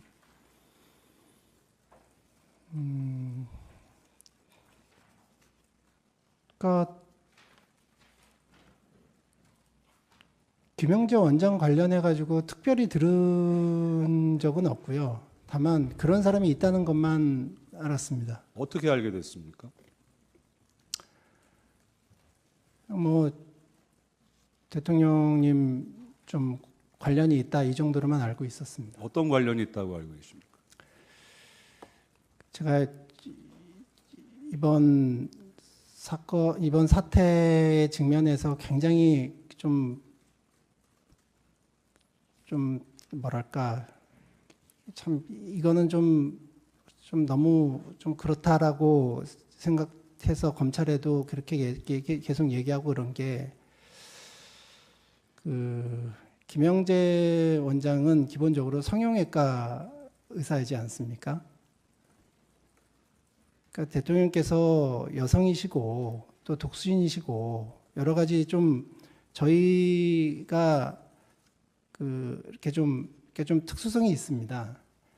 제가 이거 모시는 분의 이제 여러 가지 그런 사적인 부분에 대해서 이게 알려고 하는 것도 예의가 아니라고 생각을 했고, 그래서 굳이 알려고 하지 않았고, 그리고 만약에 어떤 얘기가 들려도 별로 저는 알려고 하지 않았을 겁니다. 그래서 김영재 원장이라는 사람이 있다는 것만 그냥 알았지 더 이상 뭐 알려고 하지 않았습니다. 예, 미르하고 K스포츠 재단에 대해서 여쭤보겠습니다. 그 문화 관련 재단이 설립되기 전에 야 이런 재단이 설립될 것이다라는 걸 알았습니까? 설립된 다음에 알았습니다. 언제쯤 알았어요? 설립된 이후에 한번 보고 이렇게 최종적으로 결과 보고가 한번 올라온 적이 있습니다. 그래서 그거 보고 알았습니다. 강묻겠습니다. 문화재단이 설립되기 전에 청와대나 문체부에서 만든 문화재단 설립에 관한 보고서를 증인이 취합해서 피청구인에게 보고한 적이 있습니까? 설립 전에요. 잘 기억나지 않습니다. 2015년 10월 말경 중국 리커창 총리의 방한을 앞두고 최순실이 증인에게 지난번 대통령 방준 때 나왔던 문화교류 활성화 방안을 구체화했으면 좋겠다. 양국 간 문화 콘텐츠 투자를 확대할 수 있는 MOU를 맺는 것이 좋지 않겠냐라고 해서 증인이 피청구인에게 보고하지 않았습니까? 예, 그거는 아주 좋은 겁니다. 그러니까 네. 그러니까 보고했다. 예, 그래서 그 사전에 안 것은 증인이 한 것은 요 정도다라는 얘기죠. 그러니까 그거하고 K스포츠 미르하고 그러니까 그게 연결되리라고 누가 생각하겠습니까? 그래서 만들어진 게 미르재단이잖아요. 그러니까 그 리커창 총리하고 그 9월달에 중국에 가셨을 때 그러니까 양국이 좀 더 가까워지고 경제적으로 더 발전하기 위해서 문화 쪽에 교류 협력을 확대하자. 그리고 같이 양국이 힘을 합쳐서 문화 관련해서 새롭게 뭐 성장 동력으로 만들자라고 양국 정상이 합의를 하고 그거를 다음에 리커창 총리가 2달 후에 서울에 올 때 그 부분에 대해서 좀 더 구체화하자고 2015년 9월 달에 그 중국에서 정상회담 할 때 그렇게 합의를 하셨고 그다음에 2달 후에 리커창 총리가 온다니까 이제 그때 9월 달에 양국 간 성장 동력을 하자고 합의를 했는데 그다음에 당연하게 알겠습니다. 그걸 그래서 진척시켜야죠. 요 얘기를 할 때 요것이 나중에 미르재단이 될지에 대해서는 그때 당시엔 생각하지 못했다라는 말씀이신 예, 거죠? 그렇습니다. 네. 그 최순실 씨는 검찰 조사에서 미르와 K스포츠 재단 설립에 관해서 증인과 통화한 적이 있다 이렇게 진술을 하거든요. 기억나지 않습니다. 그건 전혀 기억이 안 나요. 저한테 뭐라고 통화를 했다고 그래요? 통화 내용에 대해서는 최순실 씨도 이야기를 하지 않아요. 그러니까 뭐 기억나지 않습니다. 전혀 기억나지 않습니까? 미르재단과 K스포츠 재단 설립하기 전에 증인이 최순실 씨하고 두 재단의 설립과 운영에 대해서 논의한 적이 있습니까? 없습니까? 없습니다. 예. 지금 안종범의 증언에 의하면요, 법 2심판정에서 한 얘기입니다. 피청구인이 안종범에게 문화재단의 이름을 미르라고 할 것과 문화재단의 이사장, 이사 명단까지 주었고 안종범 자신은 최순실 씨를 몰랐다고 하는데 증인이 최순실로부터 그런 얘기를 듣지 않았다면 미르에 대한 얘기를 하지 않았다면 최순실 씨는 피청구인한테 직접 이 얘기를 했다는 결과밖에 안 되거든요. 맞습니까? 그러니까 제가 드릴 수 있는 말씀은 저한테 그런 얘기를 한 적이 없고 저한테 제가 모르는 거에 대해서는 제가 답변 드릴 수 없습니다. 사실상입니다. 스포츠 관련 재단도 설립될 것이라는 걸 사전에 미리 알지 못했습니까? 예. 언제 K스포츠 재단에 대해서 알게 됐습니까? 그러니까 미르 K스포츠 관련해 가지고 그러니까 만들어진 다음에 이렇게 만들어졌다고 결과 보고가 한번 왔습니다. 그때 알았습니다. 예, 최순실 씨가 2015년 12월경에 증인에게 K스포츠 재단의 사업계획서와 임직원 명단을 보내준 적은 없습니까? 저는 그러니까 그 보내줬다고 하는 게 어떤 건지 모르겠어요. 그러니까 보통 저한테 지메일을 통해서 그 말씀 자료나 이런 부분들에 대해서는 대부분 이제 그걸 통해 가지고 이렇게 의견을 주고 받았고 뭐 예외적인 경우에 그러니까 뭐 어떤 경우는 이제 인편을 통해서 주고받은 경우가 있는데 인편을 통해서 주고받은 경우는 그 제가 그 내용을 모릅니다. 그러니까 저를 통해서 그냥 가는 거지. 내용은 잘 모르시죠. 그걸 까보지는 않습니다. 그러니까 거쳐갔을 수도 있는 거네요. 40이랑 42랑 생략하겠습니다. 43항입니다. 최순실 씨는 2016년 1월 20일경 증인에게 대통령께 그 GKL 아시죠? 그랜드 코리아 레저 다시 한번 질문해 주시죠. 최순실 씨가 증인에게 이런 얘기를 합니다. 대통령께 그랜드 코리아 레저와 WK가 스포츠팀 창단 및 운영과 관련된 업무 대행 용역 계약을 체결하도록 주선해 달라고 말해 달라. 이런 얘기 한 적이 있습니까? 없습니다. 그건 없어요. 네. GKL 관련해서는 전혀 들은 적이 없습니까? 거기 검찰 신문조서에서도 없다고 돼 있을 겁니다. 예. WK에 대해서도 얘기한 적이 없습니까? WK는 이번에 그 미르와 K스포츠 재단 관련해서 언론에서 이슈가 되고 나서 그다음에 더 블루케인이 뭐 비대기니 뭐 이런 회사가 딱 보도됐을 때 그때 알았습니다. 존재를.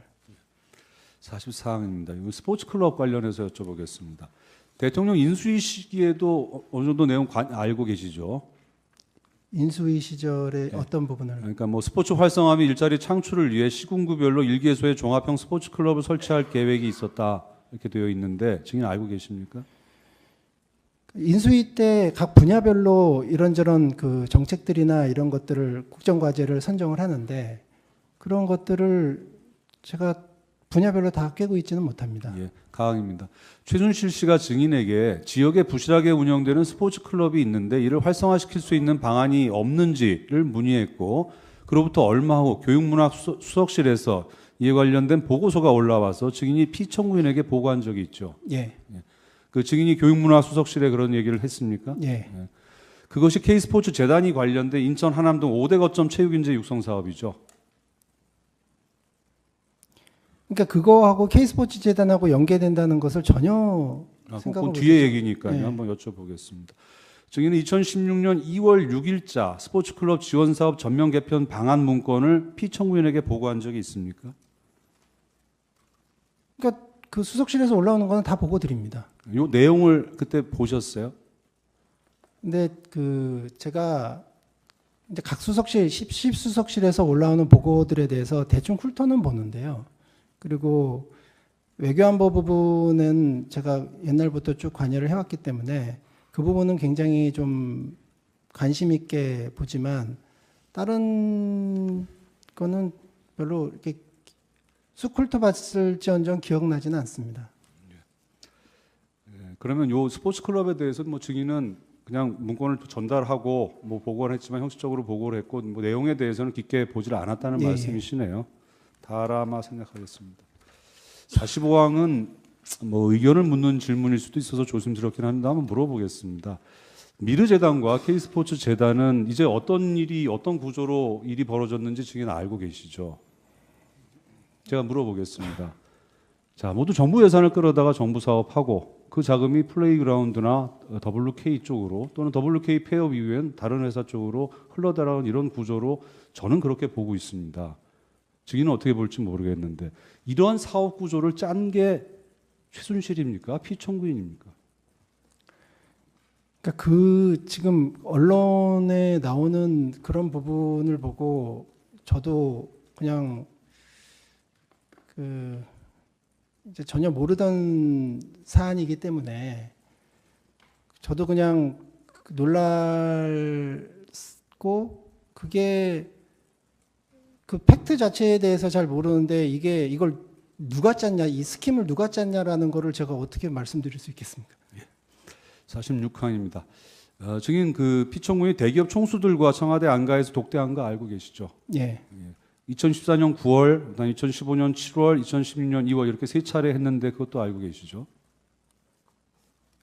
다시 한번 세 차례가 어떻게요? 2014년 9월, 예. 2015년 7월 말, 그다음 2016년 2월. 제가 두 번은 확실히 아는데 뒤에 두 번은 확실히 아는데 2014년 9월은 제가 좀 명확하지 아무튼 예.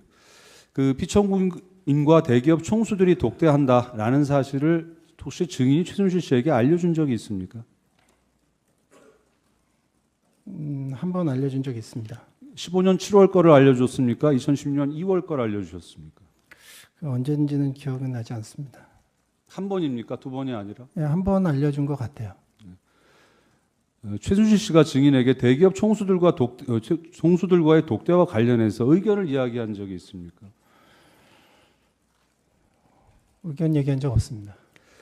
그 피청구인은 대기업 총수들을 면담한 후에 안종범에게 지시해서 대기업 총수들에게 플레이그라운드 회사 소개서를 전달했습니다. 그다음에 블루케이 용역 계약서와 한국 동계스포츠 영재센터의 뭐 스키단 창단 계약서가 들어있는 봉투를 전달하기도 했습니다. 증인 알고 계십니까? 몰랐습니다. 증인이 이런 플레이그라운드 회사 소개서 증인이 피청구인한테 전달하진 않았습니까? 않았습니다. 어떻게 해서 피청구인이 이것을 가지고 있는지도 잘 모르시고요. 그러니까 만약에 저를 통해서 대통령께 드렸다면 이제 뭐 그 인편으로 이렇게 온 거를 제가 까보지는 않으니까 아마 그 안에 있었을지는 모르겠습니다. 예. 그 통합전 제2부속비서관은 안봉근 씨죠. 예, 그 안봉근 씨 업무 중은 대통령 현장 수행, 대통령 관저 관리, 대통령의 사적 영역 업무 등을 담당했죠. 예, 그 관저 관리에는 이른바 보안 손님 관리 업무도 포함되죠. 아마 그럴 겁니다. 그 보안 손님이라는 게 저는 나쁜 뜻으로 사용하지 않습니다. 그 윤 전 추 및 이영서의 업무는 구체적으로 무엇이었나요? 이영선 행정관은 기본적으로 경호와 수행 부분을 담당을 했고요. 윤전추 행정관은 그러니까 지금 뭐 언론에는 뭐 그 트레이너 뭐 이런 식으로 계속 나오는데 명확하게는 거기는 대통령님 여비서라고 알면은 정확할 것 같습니다. 대통령님 그러니까 여성 대통령이시기 때문에 그 여비서가 옆에서 이렇게 이것저것 좀 그 챙길 부분이 있거든요. 제가 뭐 이렇게 관여할 수도 없는 부분이고. 그건 이해합니다. 그 사적 영역과 관련된 업무를 했다라고 이제 윤 전 주 이영선 그렇게 얘기를 했거든요. 예. 그 어떤 부분입니까? 의상 빼놓고선. 제가 잘 모르겠습니다. 예. 그 윤 전 추 및 이영선이 증인에게 청와대 보안 손님의 출입 등에 대해서도 보고를 했습니까? 글쎄 저한테는 특별히 안 했던 것 같은데. 윤 전 주 씨 이렇게 증언했습니다. 사적 영역 업무 중에 증인에게 보고하는 것도 있고 그렇지 않은 것도 있습니다. 이렇게 증언했어요. 예. 그래서 제가 여쭤보는 겁니다.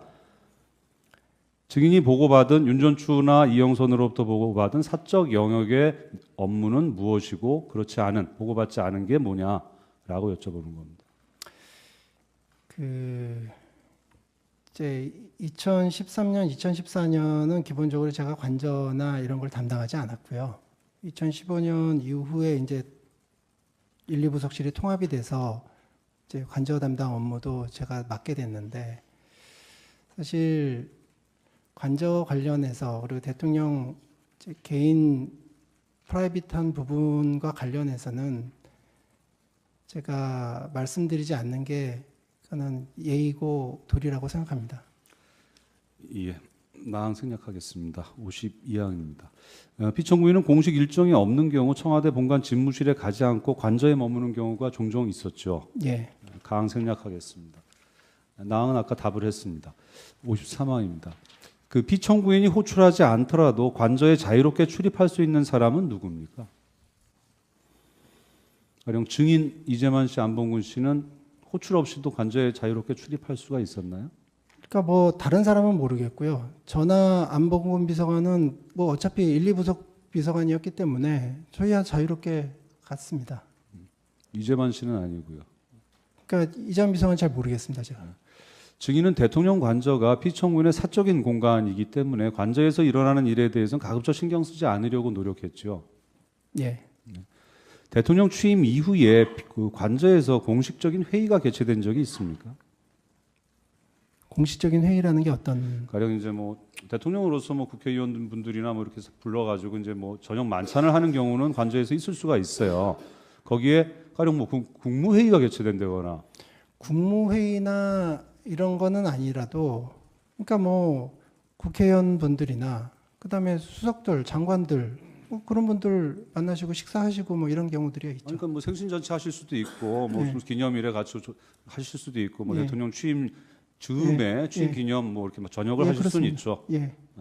그러니까 일종의 뭐 관저에서 그러니까 사저에서도 마찬가지일 거 아니겠습니까? 사저에 예. 사람들 초청해서 저녁 먹는 건데 그런 일 빼고 그건 공식 회의라고 할 수가 없고 그런 거 빼고 다른 공식 회의가 있었나요?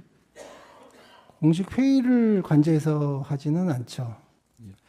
최순실 씨는 그 이영선이 운전하는 청와대 관용 차량, 그 카니발 차량 타고 청와대 관저로 그 출입을 했죠. 청와대 저 최순실 씨 들어올 때요. 예, 그런 걸로 알고 있습니다. 최순실 씨 거의 매주 들어왔죠. 아닙니다. 그렇지는 않습니까? 예.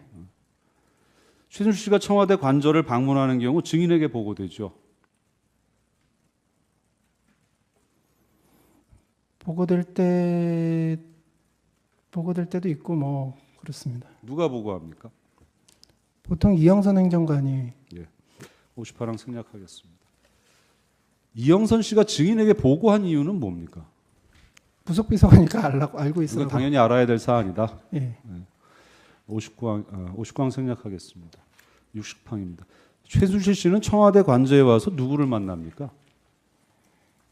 최순실 씨가 주로 이제 대통령 의상 이런 부분들을 좀 담당하고 그랬기 때문에 그런 것으로 추정합니다. 그러니까 그건 용무고요. 예. 누구를 만나냐는 거죠. 피청구인을 만납니까? 그러니까 제가 그거 본 적이 없어서 뭐라고 말씀 못 드리겠지만 최순실 씨는 용무가 지난번 심판정에서 때문에. 이렇게 얘기했어요. 청와대 들어왔을 때 피청구인을 만나고 갈 때도 있고 그렇지 않을 때도 있다. 이렇게 네. 증언했거든요. 예. 그래서 제가 궁금한 건 최순실 씨가 피청구인을 만나지 않는 경우에 누구를 만나고 가냐 이거예요. 뭐 모르겠습니다. 무슨 의미로 그런 얘기를 하는지는 모르겠지만 뭐 그러면은 뭐 그냥 뭐 옷이라든가 이런 걸 놓고 갔을 수도 있고 제가 그 부분에 대해서는 아는 바 실제로 없습니다. 최순실 씨가 의상 가지고 직접 들고 옵니까? 모르겠습니다. 이영선 윤전추가 심부름하는 게 아니라요? 아마 같이 하지 않을까 싶은데요. 잘 모르겠습니다. 증인을 만난 적은 없습니까?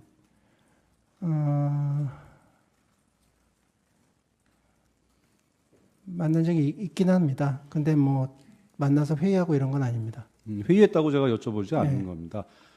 만나면 관저에서 만납니까? 그렇습니다. 서로 약속을 했습니까? 아니면은 아닙니다. 와가지고 전화를 합니까? 아닙니다. 그냥 그 온 거를 알기 때문에 증인이 인사하러 가는 겁니까? 뭐 그러니까 어떻게 하다 보면 볼 수도 있고 주로 뭐 안 봅니다. 그러니까 안 보는 건 아는데요. 그 최순실 씨가 와가지고 야, 온다 증인이 알아요. 보고될 때도 있고 안 될 때도 있다고 하지만 일단 보고될 때가 있으니까 옵니다. 그러면 증인이 관저로 갑니까? 그러니까 갈 때도 있고 뭐 그렇습니다. 네, 갈 때는 그럼 가서 뭐 합니까? 가서 있다가 그냥 오기도 하고 무슨 이야기를 해요? 그러니까 특별히 뭐 얘기하거나 뭐 이런 게 그런 게 아니라 그냥 예를 들어서 볼 경우는 그냥 서로 왔냐 뭐 이렇게 인사하고 그냥 그런 거죠 뭐. 하루에도 두세 번씩 대피 청구인의 일정, 뭐 하는 일, 정책 내용 등등에 대해서 통화하시는 분이 만나서 마찬가지로 그 얘기 할 거 아니겠습니까? 굳이 뭐 만나서 뭐 이런 얘기 저런 얘기 할 거 없어요. 평소에 예, 뭐 전화 통화도 많이 하고. 뭐 한상훈 조리장 얘기 한번 확인해 보겠습니다. 조리장 인터뷰 혹시 보셨습니까? 못 봤습니다. 이렇게 인터뷰를 했습니다. 내가 청와대 일을 그만둔 2016년 6월경까지 최순실은 정호성, 안봉근, 이재만을 거의 매주 일요일 청와대 관저에서 만났다. 이렇게 얘기를 했어요. 이거 허위입니까? 네, 매주 일을 뭐 만나고 이렇게 한 적 없습니다. 자주는 만났습니까? 그러니까 최순실 씨가 이제 관저에 예를 들어서 뭐 의상이라든가 이런 것 때문에 그러니까 왔으면 그러니까 저도 이렇게 관저에 있는 경우가 있습니다. 근데 그거하고 뭐 매주 만났다는 거하고는 저는 어떻게 그렇게 그분이 그거를 연결해서 얘기하는지를 이해를 못 하겠어요. 예. 61항입니다. 혹시 그 청와대 지하벙커로 불리는 국가안보실 위기상황실에 가본 적 있으세요? 예. 그 위기관리 상황실은 그 국가 핵심 기관, 뭐 군대, 경찰, 국가정보원 등요 한라인이 연결되어 있고 화상 시스템, 위성 중계 시스템도 갖추어져 있죠. 예. 그 북한 핵실험이나 또는 메르스 사태 등 국가 위기 상황이 발생했을 때 피청구인도 이 국가안전보장회의 개최해서 관계장관 수석비서관 회의 열어서 대응책 마련하는 거죠. 예. 실제로 2016년 1월 6일 그 북한이 4차 핵실험을 했는데 그 핵실험 소식이 알려지자마자 국가안전보장회의 소집해서 그 회의 주재하셨고요. 예. 2014년 4월 16일 무슨 날인지 아시죠? 세월호 침몰 사고가 있었던 날입니다. 이때 얘기를 좀 여쭤보겠습니다. 증인은 2014년 4월 16일 세월호 사고 소식을 언제 알게 됐습니까?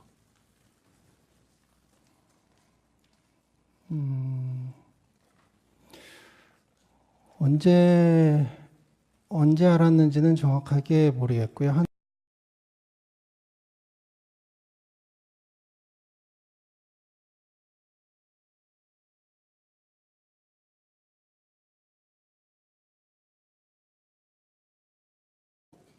대통령 뜻에 따라라고 얘기를 한 거는 그럼 한번 좀 자료 이런 걸 보내서 의견도 한번 좀 들어봐라. 그래서 반영할 분 있으면 반영해라는 말씀이 있으셨기 때문에 그래서 뭐를 보내고 뭐 이렇게 할 거는가는 이제 제가 봐서 이제 이건 보내서 좀 그렇게 의견을 좀 구하는 게 좋겠다라고 생각되는 거는 보내고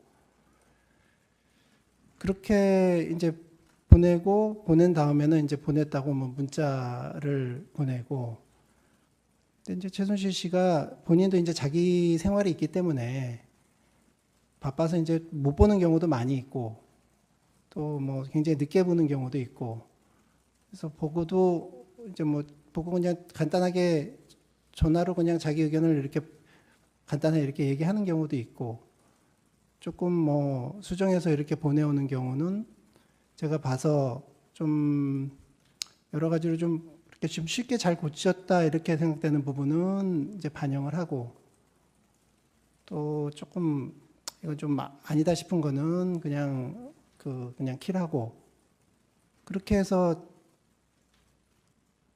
작성을 해서 이제 올려드리면 그거를 또 고치세요 대통령께서 이제 또 고치셔서 마지막까지 본인이 이제 고치신 부분을 많이 고치시면 저한테 이제 또 이러이러이런 부분을 이렇게 고쳤으면 좋겠다고 또 연락을 주셔서 제가 다시 좀 그 부분을 수정해서 올려드리고 아니면 조금 고치시는 경우는 그냥 그 올려드린 것에다가 대통령께서 직접 이렇게 조금 고치고 이렇게 말씀하시고 그런 과정을 거쳤습니다. 예.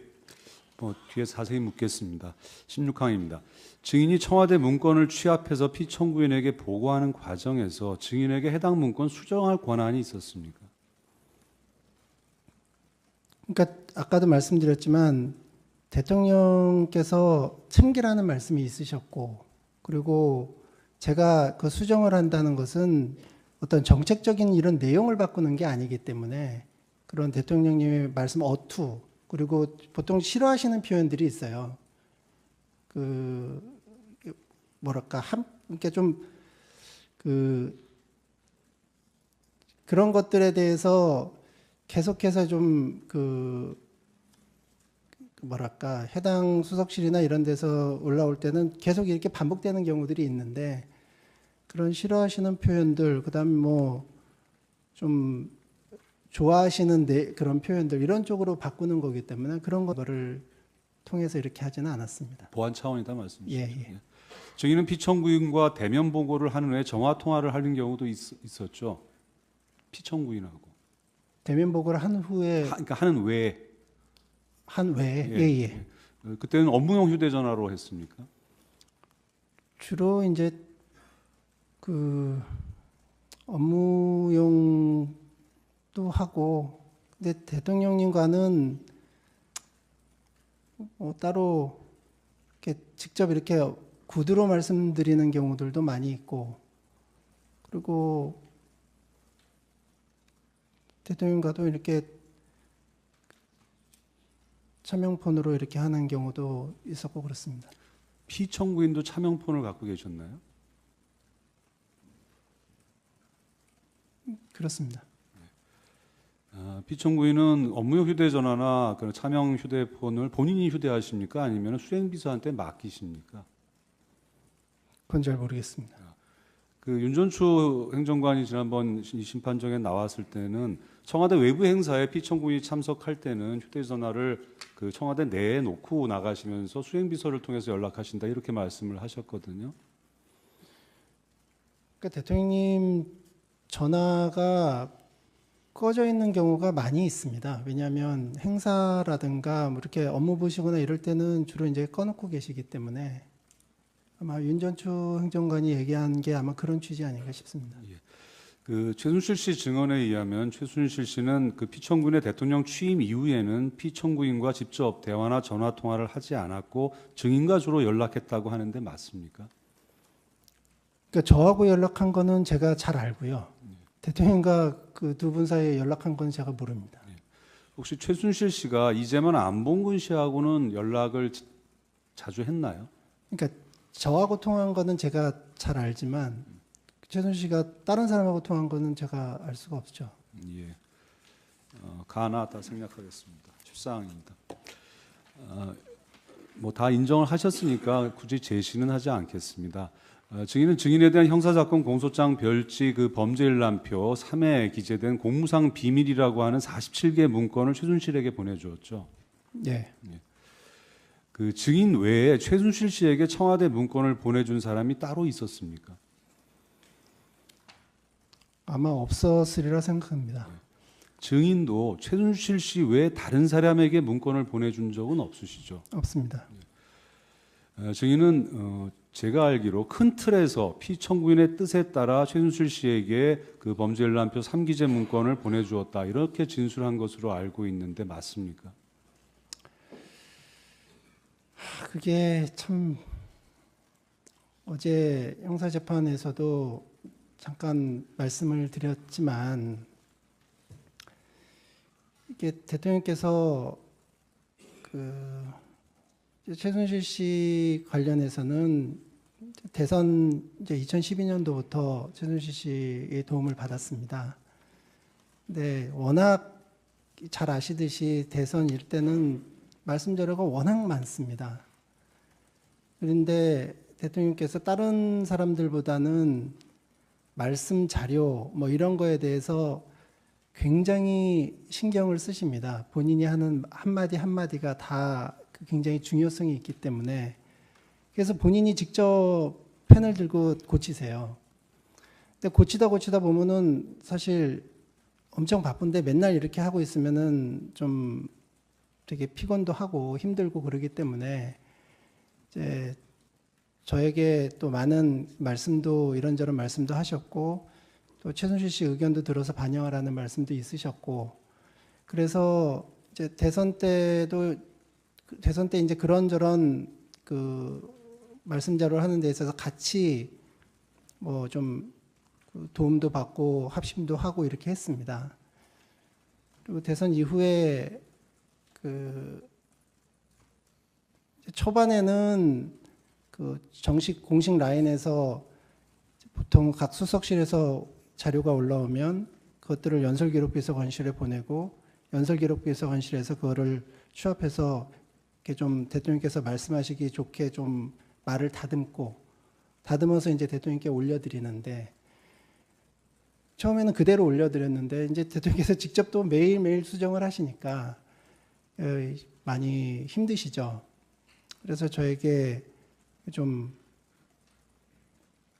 오랫동안 제가 이렇게 좀 대통령 메시지 이런 것들에 대해서 그 담당을 했기 때문에 저보고 좀 챙기라고 말씀을 주셨고 그리고 이제 최순실 씨 그 과정에서 이제 최순실 씨 의견도 한번 들어서 반영할 거 있으면 반영하라는 말씀이 있으셨고 그래서 그 이후에는 뭐 대통령께서 이렇게 건건이 뭘 보내라 뭘 보내라 이번에 그 이제 47건 그것도 대통령께서 이걸 보내라 저걸 보내라라고 말씀하시진 않으셨습니다. 이제 그래서 제가 큰 틀에서는 전혀 문제 없다고 생각합니다. 뭐 단순한 표현 수정의 영역에서는 대통령 피청구인으로부터 권한을 위임받아서 증인이 일부 고칠 수도 있었다라는 말씀이신 것 같아요. 예. 그러면 그 연설문 등 말씀 자료에는 표현의 문제만이 아니라 정책 관련된 부분도 있지 않습니까? 예. 그런 부분에 대해서는 증인에게 수정할 권한이 없었죠.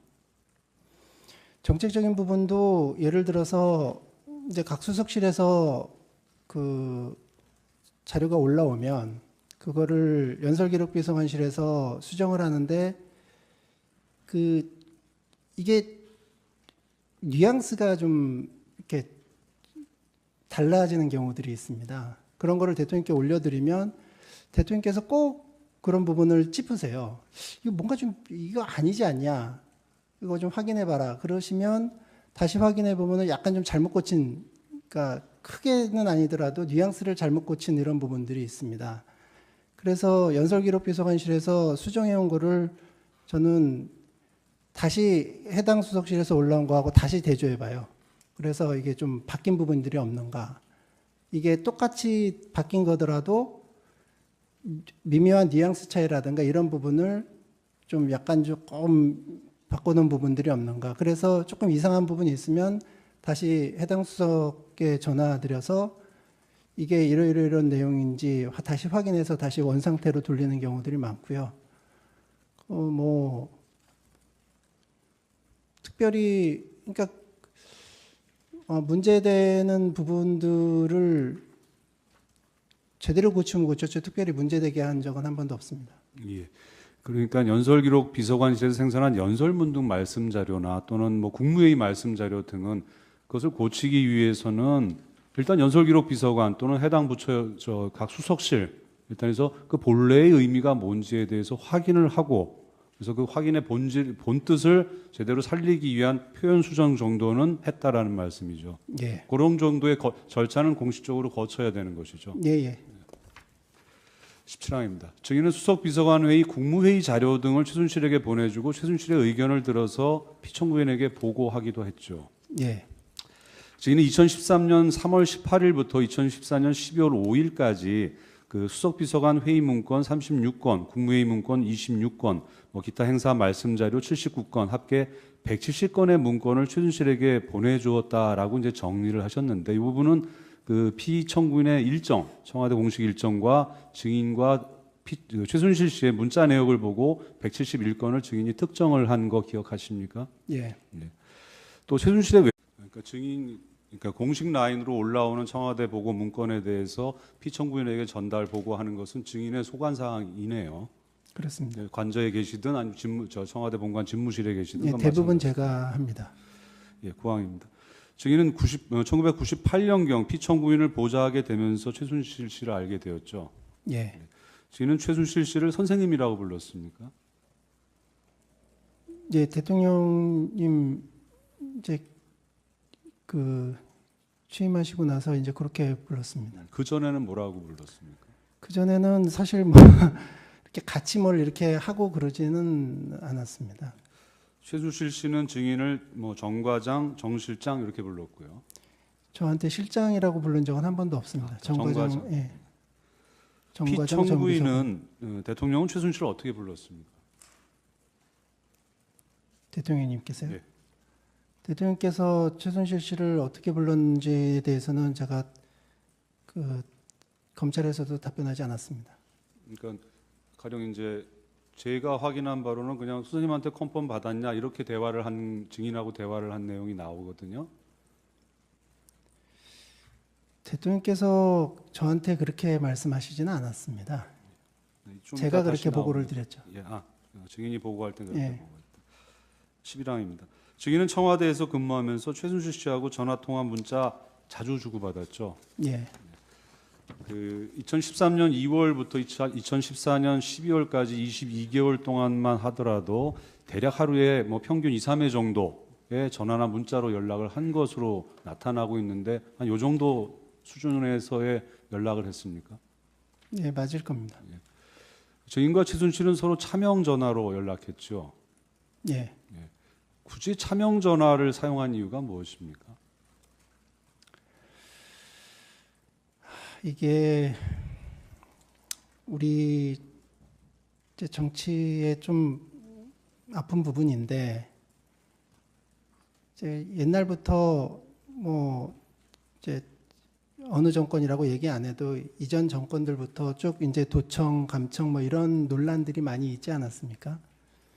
그렇기 때문에 대통령님하고 이렇게 통화하고 이런 부분이 뭐 이렇게 딱히 뭐 도청된다 뭐 이런 거를 확신해서라기보다도 어떤 위험성이 있을 수 있기 때문에 뭐 만에 하나를 대비해서 이제 저희 이름으로 이렇게 사용된